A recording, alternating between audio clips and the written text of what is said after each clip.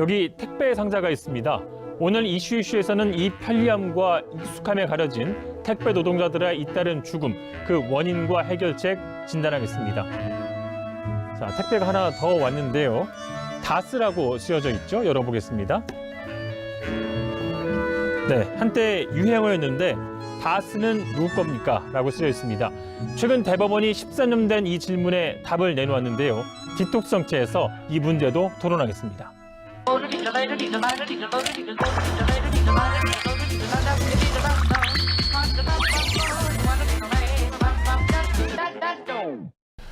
네, 한 주간에 쌓인 정치 독소를 풀어보는 시간 디톡스 정치입니다. 여야 간판 더불어민주당 정청래 의원, 국민의힘 장제원 의원 두 분 모셨습니다. 안녕하세요. 안녕하십니까. 간판 마음에 드십니까? 간판은 간판이죠. 오늘 간판다운 또 활약을 기대하겠고요. 저희 디톡스 정치 룰 한번 더 소개하고 가겠습니다. 자, 횡령과 뇌물수증 혐의로 대법원에서 징역 17년형이 최종 확정됐죠. 이명박 전 대통령이 지난 월요일에 재수감됐습니다. 지지자들의 환호와 사과를 촉구하는 항의가 뒤섞인 가운데 이명박 전 대통령이 탄 차량이 집을 빠져나옵니다. 이 전 대통령은 이동하는 내내 어느 곳에서도 모습을 드러내지 않았고 직접 입장을 밝히지도 않았습니다. 장제원 의원님 직접 만나고 오셨죠? 예. 예. 어떤 얘기 좀? 일요일 저녁에도 뵙고요. 예. 또 가실 때 배웅도 해드리고 그렇게 했습니다. 몸이 너무 안 좋으세요. 안 좋으시고 잠을 못 주무세요. 그래서 너무 마르셨고 이제 본인은 걱정하지 마라. 내가 잘 있겠다. 나라 위해서 열심히 일해달라.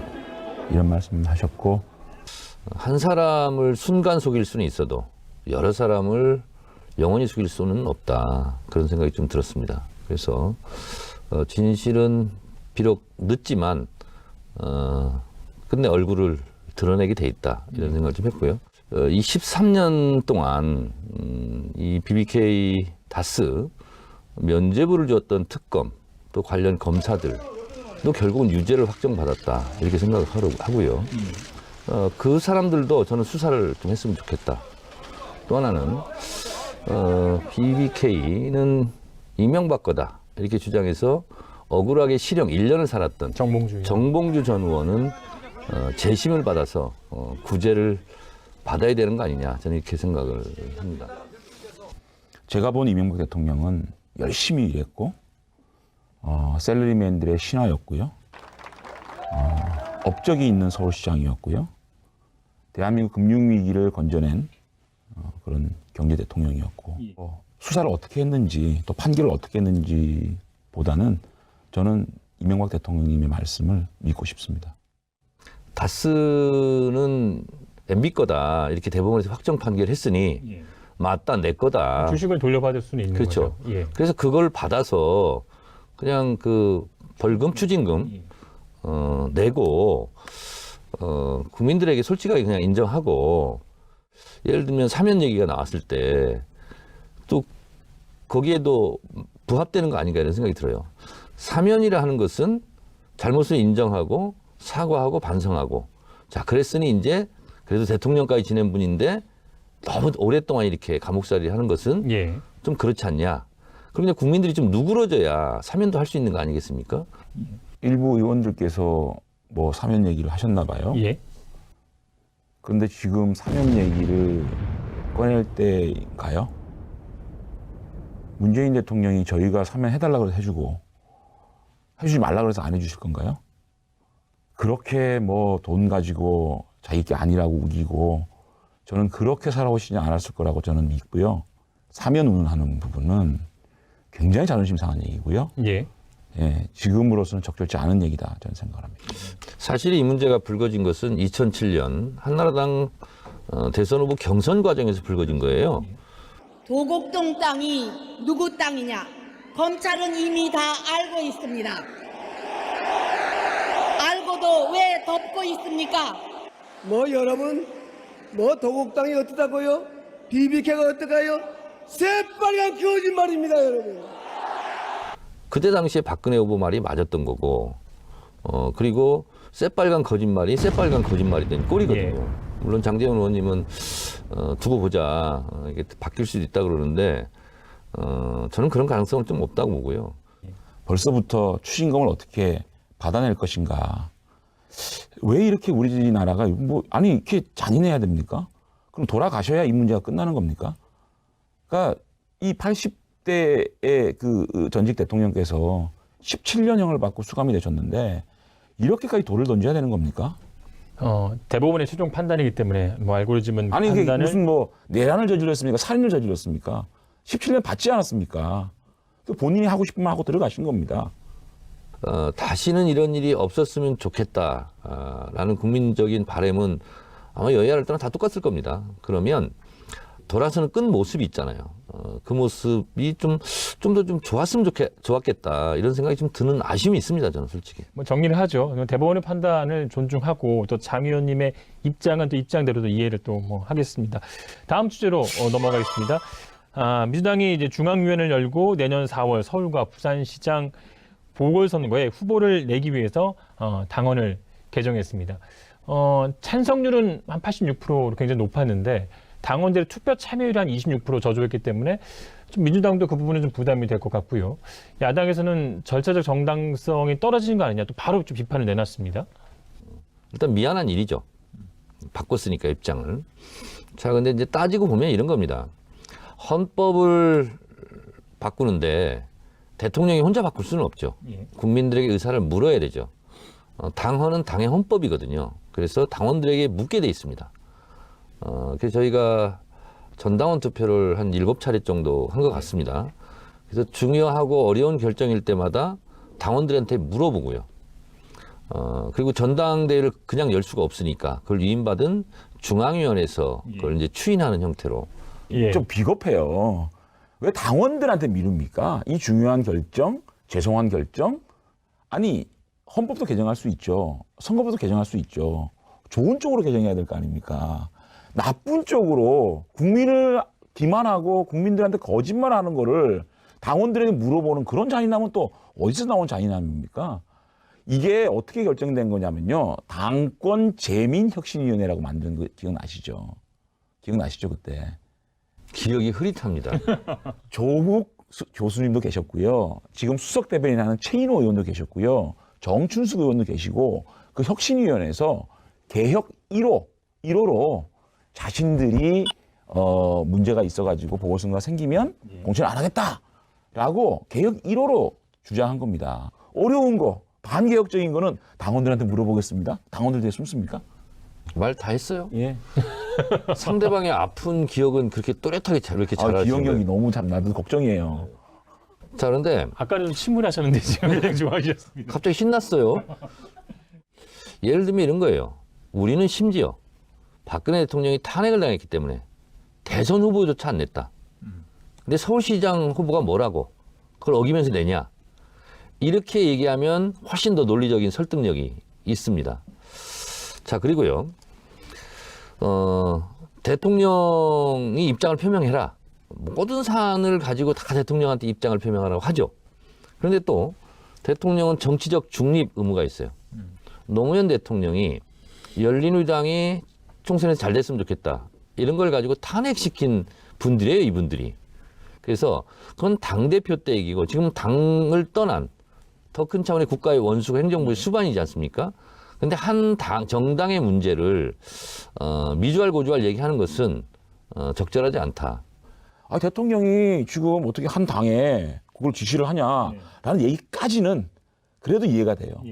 근데 국민의힘 니네들은 왜 후보를 냈냐. 탄핵을 당하고도 보궐선거에 대통령 후보를 낸 사람들이 왜 우리한테 손가락질을 하냐. 난 그거는 너무 나갔어요.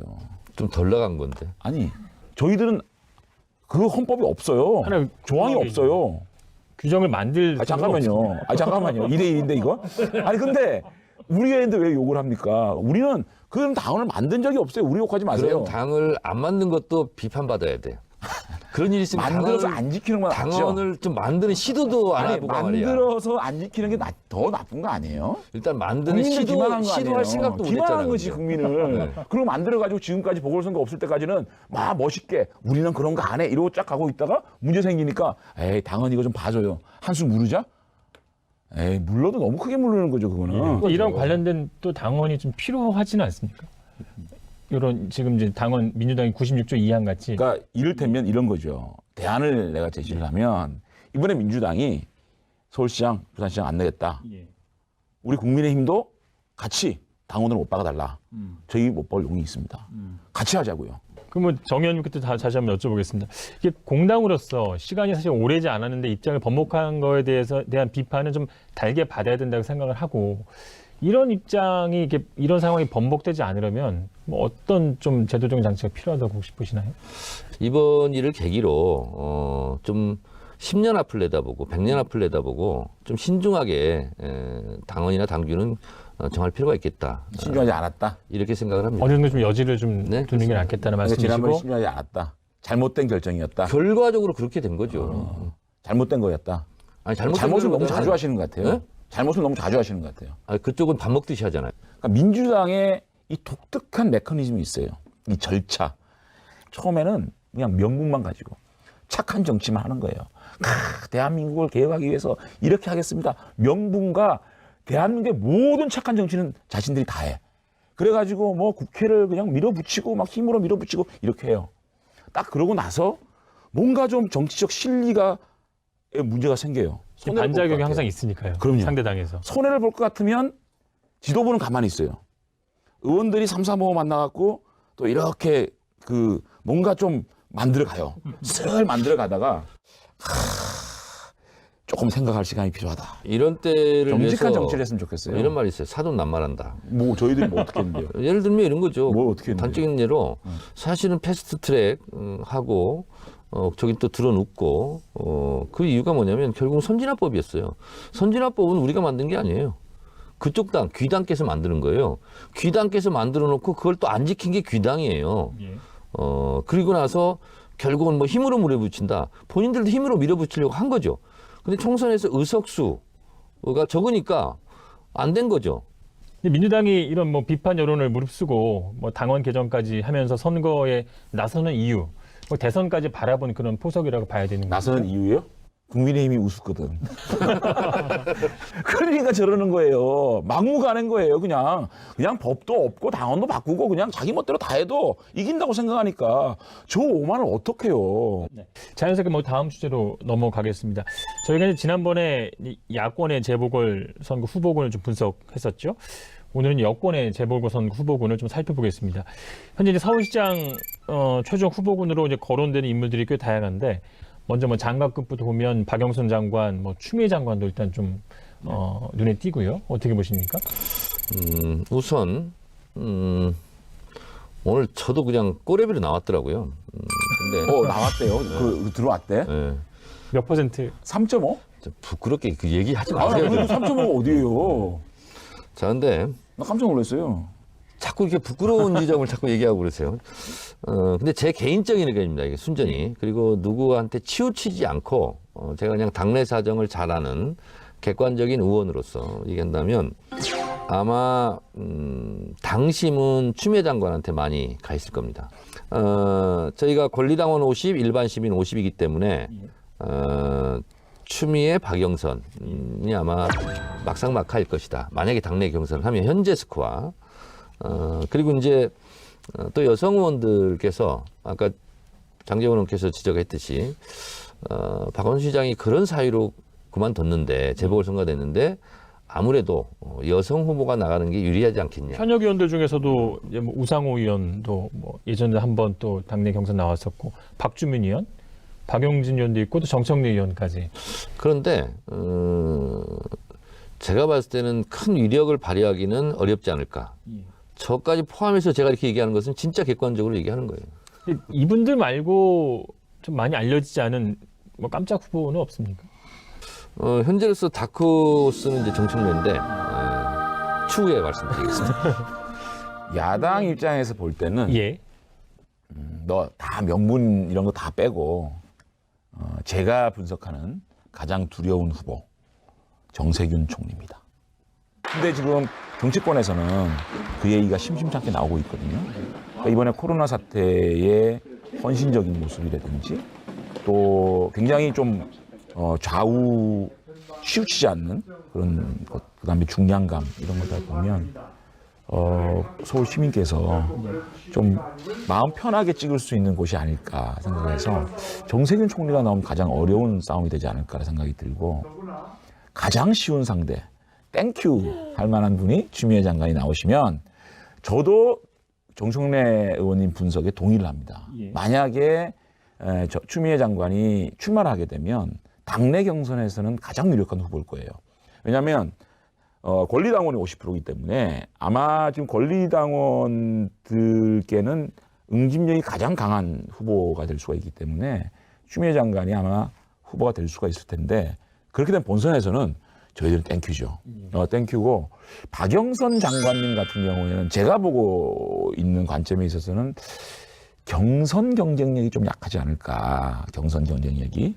대중 경쟁력은 조금 더 추미애 장관보다 있는데 그다음에 뭐 우상호 의원이나 뭐 이렇게 의원님들 나오시는 분들은 인지도가 많이 떨어지기 때문에 저희들이 인지도 있는 후보를 내면 싸워볼 만한 후보가 아닌가. 그래서 제가 쫙 분석을 했습니다. 결국은 정청래 총리만 안 나오면 해볼 만하다. 정청래 총리? 죄송합니다. 그 마음속의 정현님은 어떻게 생각하고 있는지가. 시에. 좋죠. 간시에. 내가 의도적으로 농담을 했습니다. 자, 그래서 김종인 국민의힘 비상대책위원장이 이제 지난 1일이죠. 당내 서울 지역 전현직 중진 의원들과 막걸리 회동을 했는데 여러 서울시장과 관련된 얘기도 나온 것 같고 또 경선 룰 얘기도 좀 나온 것 같습니다. 어떤 얘기가 좀 나왔나요? 경선 룰 같은 경우에는 서울에서는 어쨌든 당 밖에도 많은 유력 후보들이 계시기 때문에 당원 중심으로 이렇게 우리끼리 치르는 거는 뭐 그렇게 썩 옳은 일이 아니지 않느냐. 그래서 시민들이 더 많이 참여할 수 있는 경선으로 가야 저희들이 조금이라도 더 시민들께 다가갈 수 있지 않느냐라고 많은 분들이 또 생각하고 계시고 또 어저께 모인 우리 서울 출신 중진 의원님들도 그렇게 생각하시는 것 같아요. 여기 참석하신 분들이 나름 서울시장의 뜻도 있는 분들이고 후보라고 자천타천 좀 거론되는 분들인데 뭐 나경원, 김용태, 이해훈 전 의원, 오세훈 전 서울시장, 뭐 현역은 권용세, 박진원 있었고요. 김성태 전 원내대표 있었고 경쟁력에 대해서는 어떻게 평가하세요? 한 분 한 분 다 훌륭한 분들이죠. 여기서 인지도가 빠집니까? 뭐가 빠집니까? 당이 지금 어려워서 그런 거지. 만약에 이분들이 당 지지율이 아마 뭐 1등하고 거의 뭐 같은 수준으로 가고 있고 또 문재인 대통령 지지율이 많이 떨어진 상황이라고 하면 이분들 경쟁력이 대단한 거죠. 사실은. 어떤 후보가 가장 경쟁력이 있다고 보이세요? 수능에서요. 국영수 만점 맞으면 서울대 다 갑니다. 이러저런 조건이었다면 이분들도 경쟁력이 있다는 것은 그 조건이 아니기 때문에 경쟁력이 없다라는 뜻이라고 저는 보고요. 김종인 비대위원장이 장제원 의원 등으로부터 공격을 많이 받았죠. 해서는 안 될 말을 많이 하고 다녔죠. 당내 후보 없다. 그런 당대표가 어디 있습니까? 그래서 본인이 이거는 아무리 생각해도 실수했다. 그래서 그냥 입막음용, 다독거리는 용으로 부산 중진들, 서울 중진들 만난 것 같아요. 근데 이분이 기상천외한 분입니다. 거기 있는 분들은 아닐 거라고 저는 봅니다. 근데 어저께 한번 보자고요. 김종인 비대위원장이 서울 지역 중진들을 초대를 해서 막걸리를 한다. 거기에 누가 왔다더라. 이렇게 되면 일단 이분들이 언론에 주목을 받는 거예요. 저는 첫 번째 이 이벤트는 성공적인 이벤트다. 또 이분들 중에 안 나가실 분도 계시고 나가실 분 계시지 않겠습니까? 나가겠다는 분은 또 1대1로 만나주는 거예요. 그래가지고 또 악수하고 사진 찍고 언론에서 야, 이분은 이런 것들이 참 좋은 의견을 가지고 있는 분입니다. 라고 한번 추켜 세워주고 이렇게 자꾸만 시간을 보낸다면 얼마나 우리 당이 후보들이 풍요로워지겠습니까? 저는 장제원 의원이 헛물 켠다고 생각합니다. 왜냐하면 이분은요. 만약에 그럴 것 같으면 한 사람이나 소수를 집중적으로 만나거나 언론의 스포트라이트를 받게 하는 거죠. 서울 중진들도 7, 8명이에요. 부산도 마찬가지입니다. 이거는요. 그분들을 n분의 1로 만드는 거고 본인 돋보이는 전략이에요. 장제원 의원도 아직도 이걸 몰라요. 그럼으로써 본인이 더 영향력이 있다는 것을 과대하게 과시하는 거다. 그런데요. 참 속살을 말씀하시는데 맞아요. 객관적으로 근데 왜 아닌 근데 척했어요 지금까지? 잘한다 해야 될 거 아닙니까? 이런 정도의 시작도 잘하십니다. 해야 또 다른 이벤트가 만들어지고 또 다른 자리가 만들어지지 않겠습니까? 이거 아니야라고 얘기를 하면 또 안 되지 그럴 않겠습니까? 수밖에 없는 입장이죠. 그렇죠. 부산 시장 말씀해 주셨는데 장지훈 의원께서는 이제 알고리즘을 통해서 이제 간을 한번 보셨죠? 불출마를 선언하셨고 민주당의 부산시장 후보는 어떻게 되고 있습니까? 그러니까 솔직히 말해서 예. 민주당 부산시장 후보 없다고 보면 됩니다. 없어요. 그럼 없으면 좀 어. 키워야 되는 거 아닌가요? 없어요. 이제 부산에서 알아서 잘 하시겠죠. 그러니까 저는 서울시장 당선시키는 것만 해도 참 벅찹니다. 포기하셨네. 뭘 부산시장 포기해요? 부산의 당원들이 또 알아서 하시겠죠. 알아서 하신다. 네. 후보도 없는데. 그리고 부산은 멀어서 제가 잘 모르겠어요. 아니 지금 나오는 뭐 김영춘 선배나 뭐 김혜영 의원 다 좋은 분이죠. 그런데 시장 이번 그 보궐선거에 시장으로서의 어떤 그 파괴력 있는 득표력은 제가 없다고 보고 김혜영 의원도 중도 확장성은 있지만 이분이 아직까지 이 부산시 전체에 대한 인지도가 없는 상황이고 그 외에는 현역 의원이 1년도 안 돼서 배지떼고 떨어질 확률이 더 큰 부산시장 선거에 희생적으로 출마하겠습니까? 아니 현역 의원이 누가 나가겠어요? 꼭 나가라는 법은 없잖아요. 누가 나가겠냐? 나갈 사람이 현역이 없는 거예요 아닌 지금. 비장의 카드가 또 있을 수 있잖아요. 비장의 카드가 저는 없다고 봅니다. 부산시장마저도 저희가 이기면 어떻게 하실래요? 장제원 의원은. 좀 걱정은 됩니다. 걱정은 되는데 그래도 저희들이 부산시장마저 잃었을 경우에는 정당이 존립할 수 있겠습니까? 그래서 반드시 이겨야 된다. 이거는 어떻게 보면 야당과 여당의 진영 대 진영의 총력전이거든요. 이거. 그럼 대선의 전초전 성격 그렇습니다.